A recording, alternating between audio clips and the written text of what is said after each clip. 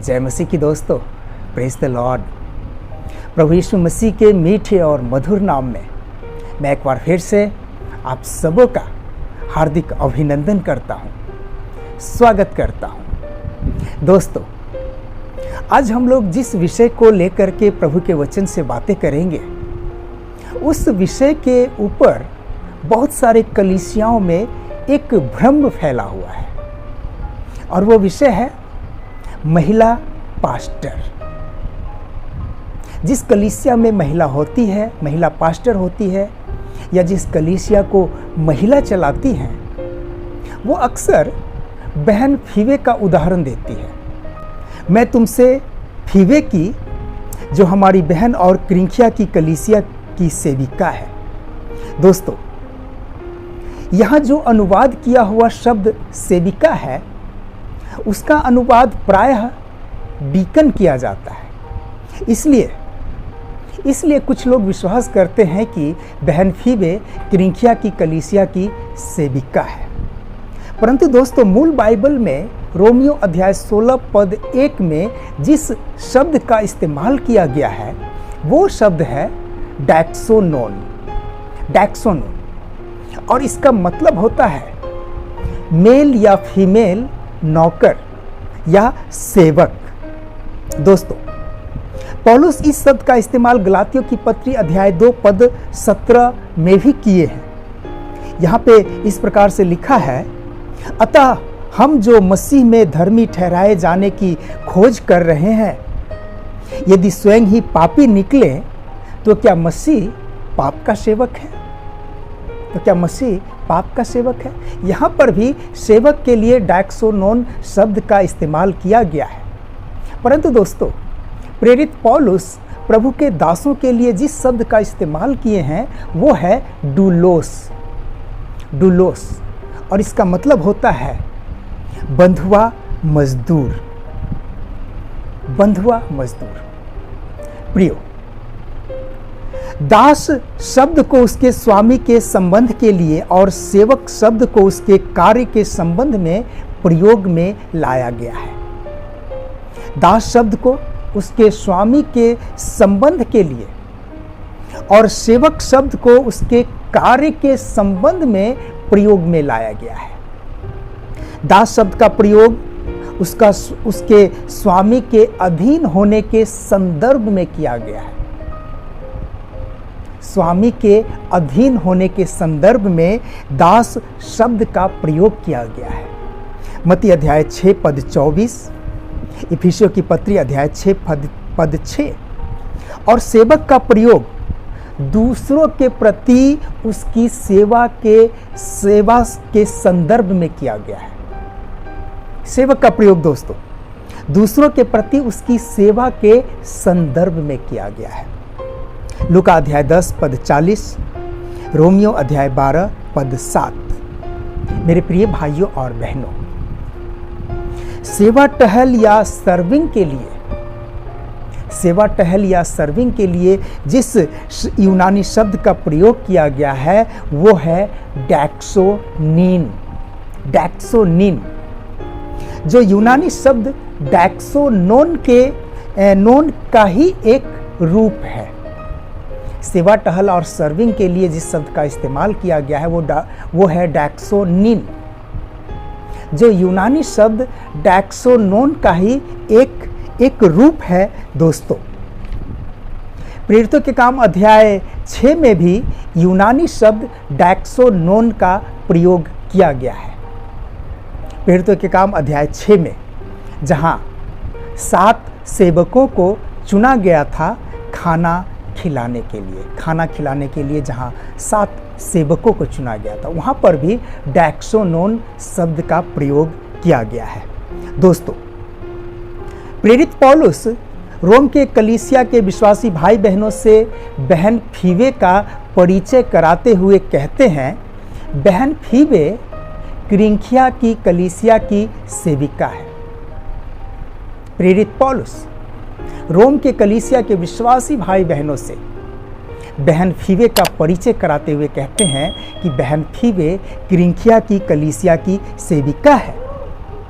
पौलुस के कहने का यह मतलब नहीं है दोस्तों कि बहन फीबे लेडी पास्टर है या कलीसिया चलाती है। पौलुस का कहने का ये मतलब नहीं है। ये मतलब नहीं है कि बहन फीबे क्रिंकिया की कलीसिया की पास्टर है या चर्च चलाती है। पौलुस का कहने का ये मतलब नहीं है। पौलुस का कहने का मतलब यह है दोस्तों कि बहन फीबे एक सच्ची विश्वासी बहन है जो कलीसिया में सेवा टहल करती है और मेरा भी सहयोगी रही है। ये कहने का मतलब है पौलुस का। इसलिए यदि किसी कार्य में उसे तुम्हारी आवश्यकता हो तो तुम लोग उसकी मदद करना। मेरे प्रिय भाइयों और बहनों, पौलुस के द्वारा रोम की कलीसिया को लिखे इस पत्री को बहन फीबे ही लेकर के गई थी।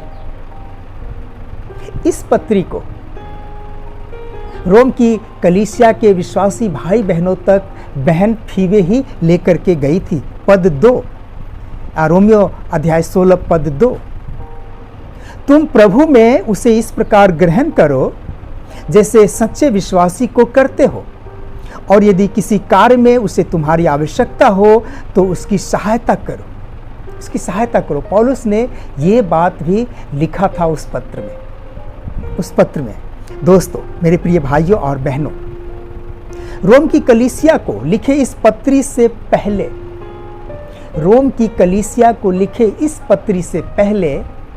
कुरंथ की कलीसिया और तिमिथी को लिखे पत्री में पौलुस ने साफ शब्दों में कहा है। क्या कहा है? ध्यान से सुनिएगा दोस्तों।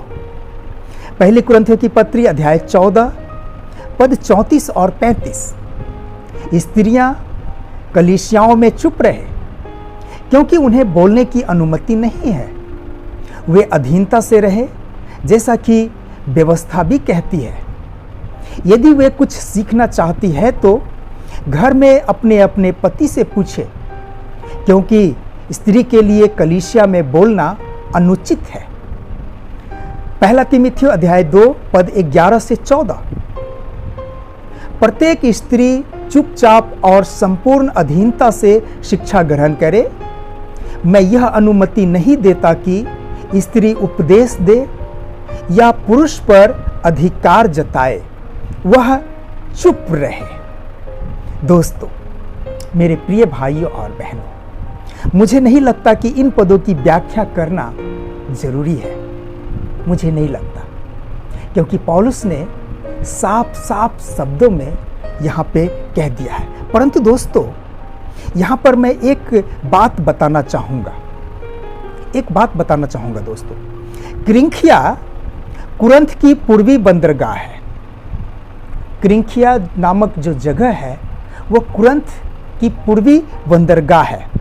पौलुस अपनी दूसरी मिशनरी यात्रा के समय पहली बार कुरंथ में गए थे।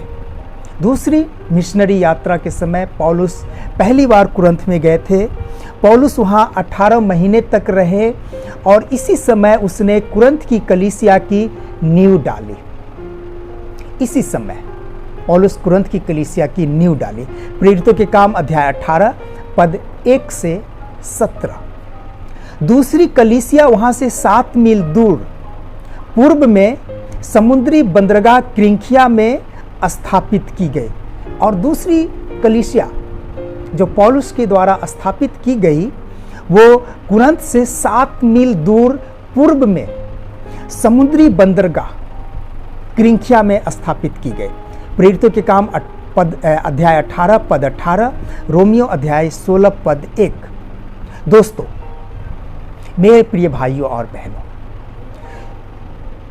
अब सोचने वाली बात यह है कि, ध्यान से सुनिएगा दोस्तों, अब सोचने वाली बात यह है कि जिस पौलुस ने स्त्रियों को कलीसिया में न बोलने की अनुमति दी, न उपदेश देने की, क्या वही पौलुस, जिस पौलुस ने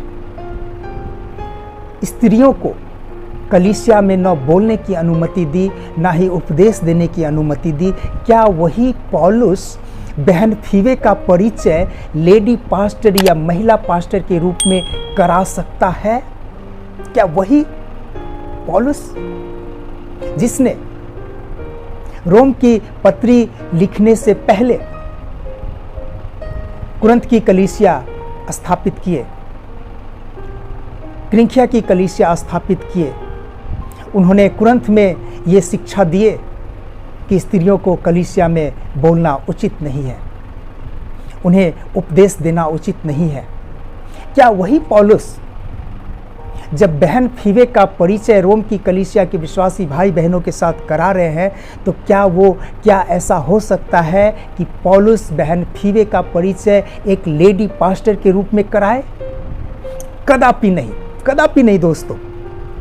पहली कुरिन्थियों की पत्री अध्याय 14 पद 37 और 38 में पौलुस कहते हैं, यदि कोई व्यक्ति समझता है कि वह नबी है या आत्मिक जन है, तो वह जान ले कि जो कुछ मैं तुम्हें लिख रहा हूं वह प्रभु की आज्ञा है।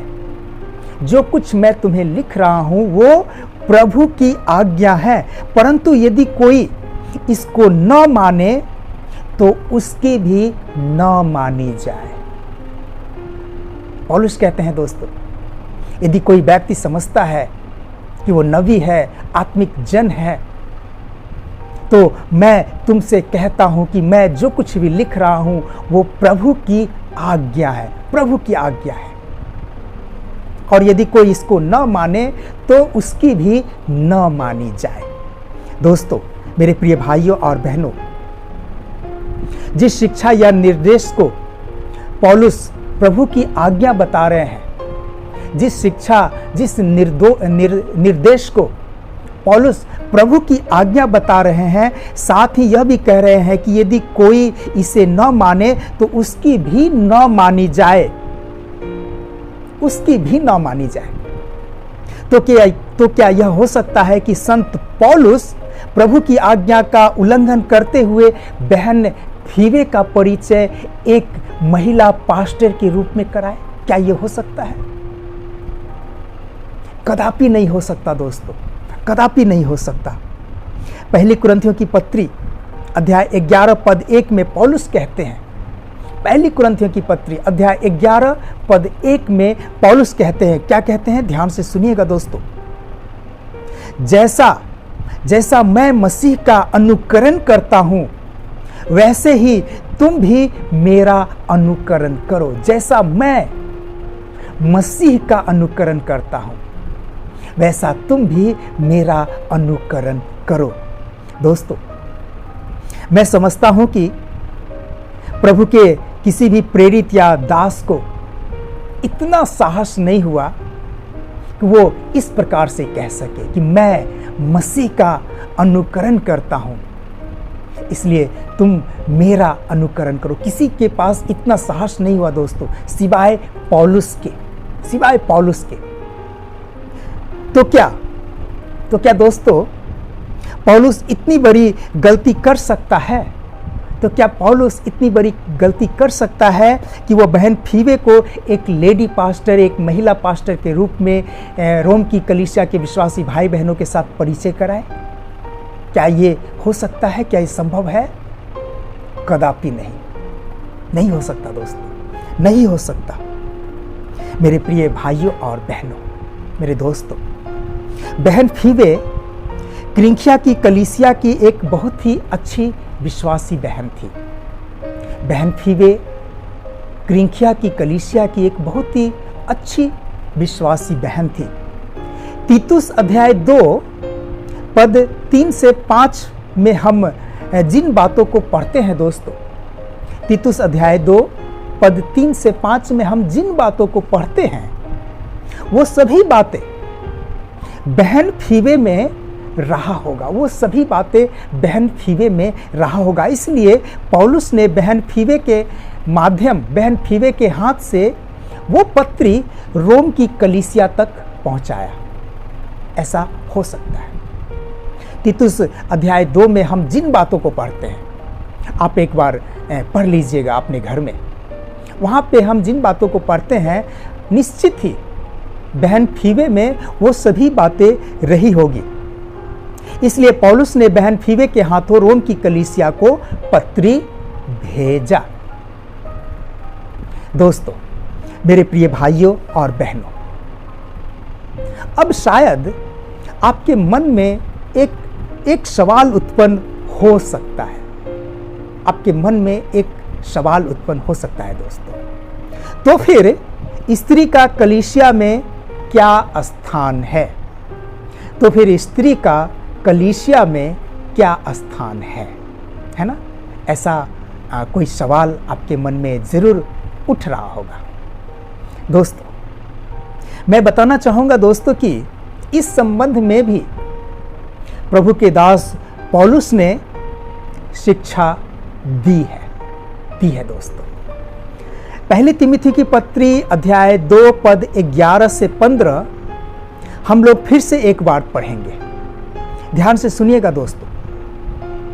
प्रत्येक स्त्री चुपचाप और संपूर्ण अधीनता से शिक्षा ग्रहण करे। मैं यह अनुमति नहीं देता कि स्त्री उपदेश दे या पुरुष पर अधिकार जताए। वह चुप रहे, क्योंकि आदम पहले और हव्वा बाद में बनाई गई। आदम बहकावे में नहीं आया, परंतु स्त्री बहकावे में आकर अपराधिनी हुई। पद 15, परंतु स्त्रियां यदि वे संयम के साथ विश्वास, प्रेम और पवित्रता में बनी रही तो संतान उत्पन्न करने के द्वारा उद्धार प्राप्त करेगी। दोस्तों, मेरे प्रिय भाइयों और बहनों, पौलुस द्वारा स्त्री की सेवकाई पर कुछ रोक लगाए जाने के कारण ऐसा लग सकता है कि स्त्री के अस्तित्व को घटाकर नग्न कर दिया गया है। ऐसा लग सकता है दोस्तों, जैसे कि उसे पुरुष को शिक्षा देने या उस पर अधिकार चलाने की अनुमति नहीं है, परंतु उसे चुप रहने की आज्ञा दी गई है। चुप रहने की आज्ञा दी गई। कुछ विश्वासी भाई बहन इस निष्कर्ष पर पहुंच सकते हैं कि मसीही विश्वास में स्त्री का दर्जा कम कर उसे निम्न श्रेणी में रखा गया। कुछ लोग ऐसा सोच सकते हैं कि मसीही विश्वास में स्त्री का दर्जा कम करके उसे निम्न श्रेणी में रखा गया है। कुछ लोग ऐसा सोच सकते हैं, ऐसा बोल सकते हैं, ऐसा निष्कर्ष निकाल सकते हैं। परंतु दोस्तों, पद 15 इस भ्रम को दूर कर देता है। पद 15 इस भ्रम को दूर कर देता है। इसलिए दोस्तों, आप लोग भी इसे ध्यान से सुने। लिखा है, बच्चे को जन्म देने के द्वारा उद्धार पाएगी। बच्चे को जन्म देने के द्वारा उद्धार पाएगी। दोस्तों, इस पद से यह तो स्पष्ट है कि यहां पर स्त्री की आत्मा के उद्धार के विषय में नहीं कहा गया है। यहां पर स्त्री के आत्मा के उद्धार के विषय में नहीं कहा गया, ये तो स्पष्ट है। परंतु दोस्तों, कलीसिया में उसके पद स्थान के उद्धार के विषय में कहा गया है। कलीसिया में उसके पद स्थान के उद्धार के विषय में कहा गया है। उसे अर्थात स्त्री को परमेश्वर के पुत्र और पुत्रियों का पालन पोषण करने का एक अत्यंत महत्वपूर्ण विशेषाधिकार दिया गया है। बहुत ही अत्यंत महत्वपूर्ण विशेषाधिकार दोस्तों, परमेश्वर के पुत्र और पुत्रियों का पालन पोषण करने का बहुत ही महत्वपूर्ण विशेषाधिकार स्त्रियों को दिया गया है दोस्तों। प्रभु के एक दास ने कहा है, सुनिएगा, प्रभु के एक दास ने क्या कहा, जो हाथ पालने को झुलाते हैं वे ही संसार पर राज्य करते हैं। जो हाथ पालने को झुलाते हैं वे ही संसार पर राज्य करते हैं। दोस्तों, लगभग सभी महान अगुओं के पीछे एक महान माता है। लगभग सभी महान अगुए के पीछे एक महान माता है। एक महान माता है। इस बात में कोई संदेश नहीं है कि कभी सुसन्ना वेस्ली पुलपिट पे खड़ी होकर के प्रचार की हो, परंतु घर में उसके द्वारा दी गई सेवकाई उनके 2 बेटे जॉन और चार्ल्स के माध्यम से वो पूरे संसार में पहुंच गए, पूरे संसार में पहुंच गए दोस्तों। प्रियो, फिरौन की बेटी मूसा की मां से क्या कही थी? फिरौन की बेटी मूसा की मां से क्या कही थी? सुनिएगा दोस्तों। तू इस बालक को ले जाकर मेरे लिए दूध पिलाया कर और मैं तुम्हें मजदूरी दूंगी। निर्गमन अध्याय 2 पद 9। तू इस बालक को ले जाकर मेरे लिए दूध पिलाया कर और मैं तुझे मजदूरी दूंगी। मेरे प्रिय भाइयों और बहनों, मेरे दोस्तों, प्रभु यीशु मसीह के न्याय सिंहासन के सामने, प्रभु यीशु मसीह के न्याय सिंहासन के सामने सबसे आश्चर्यचकित कर देने वाली बात शायद यह होगी कि प्रभु यीशु मसीह ऐसी महिलाओं को ऊंची मजदूरी देंगे जिन्होंने अपने बच्चों को प्रभु के कार्य और अनंत काल के लिए तैयार करने के लिए अपने आप को समर्पित कर दिया।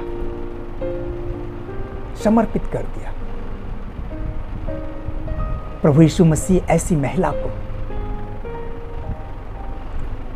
बहुत ऊंची मजदूरी देंगे, बहुत ही आश्चर्यचकित कर देने वाले मजदूरी देंगे ऐसी महिला को जिन्होंने अपने बच्चों को अनंत जीवन के लिए तैयार करने के लिए अपना पूरा जीवन समर्पित कर दिया दोस्तों। जी हाँ दोस्तों, स्त्री बच्चे जनने के द्वारा अर्थात बच्चे को नए जन्म के अनुभव में ले जाना उसके उद्धार का कारण होगा, जो वो अदन की वाटिका में खो दी थी, दोस्तों।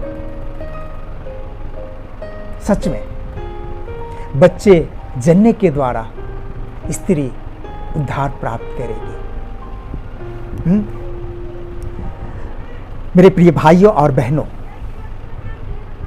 कलीसिया में स्त्री का स्थान सार्वजनिक सेवकाई करने का नहीं है। कलीसिया में स्त्री का स्थान सार्वजनिक सेवकाई करने का नहीं है, परंतु परमेश्वर का भय मानने वाला संतान तैयार करना परमेश्वर की दृष्टि में सबसे अधिक महत्वपूर्ण है, दोस्तों। कलीसिया में स्त्री का सार्वजनिक सेवकाई का स्थान नहीं है, परंतु परमेश्वर का भय मानने वाला संतान तैयार करना परमेश्वर की दृष्टि में बहुत महत्वपूर्ण है। मेरे प्रिय भाइयों और बहनों, सच में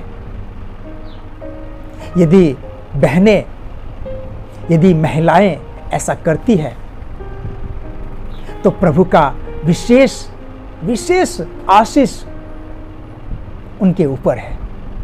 यदि वो घर में अपने बच्चों का पालन पोषण प्रभु के भय में करती है, उसे प्रभु के रास्ते में ले जाने के लिए सिखाती है, बताती है, तो इससे बड़ी बात और क्या हो सकती है एक स्त्री के लिए। एक बड़ी बात और क्या हो सकती है दोस्तों।